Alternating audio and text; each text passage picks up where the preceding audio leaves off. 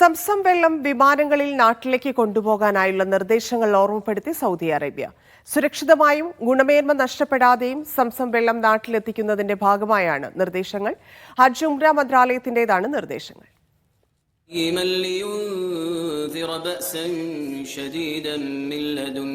വിശ്വാസികൾ ഏറ്റവും വിശുദ്ധമായി കണക്കാക്കുന്ന ജലമാണ് സംസം. മക്ക ഹറമിന് സമീപമുള്ള കിണറിൽ നിന്നുമാണ് ഇത് ലഭിക്കുന്നത്. ചരിത്രപരമായി ഏറെ പ്രാധാന്യമുള്ളതാണ് ഈ ജലം. പുണ്യമാക്കപ്പെട്ട ജലമായതിനാൽ തന്നെ വിശ്വാസികൾ സംസം സ്വന്തം നാട്ടിലേക്ക് കൊണ്ടുപോകാറുണ്ട്. ഇതിനായി പ്രത്യേകം പാക്ക് ചെയ്ത് സംസം നൽകുന്ന സംവിധാനം നിലവിലുണ്ട്. സംസം വിമാനങ്ങളിൽ നാട്ടിലേക്ക് കൊണ്ടുപോകുന്നത് എളുപ്പമാക്കുന്ന നിർദ്ദേശങ്ങളാണിപ്പോൾ ഓർമ്മപ്പെടുത്തിയിരിക്കുന്നത്. അവ ഇപ്രകാരമാണ്: തീർത്ഥാടകർ വിമാനത്താവളങ്ങളിലെ ഔദ്യോഗിക വിൽപ്പന കേന്ദ്രങ്ങളിൽ നിന്ന് മാത്രമേ സംസം വാങ്ങാൻ പാടുള്ളൂ. പ്രത്യേകം തയ്യാറാക്കിയ കൺവെയർ ബെൽറ്റുകൾ വഴിയാണ് ബോട്ടിലുകൾ ലഗേജിലേക്ക് നൽകേണ്ടത്.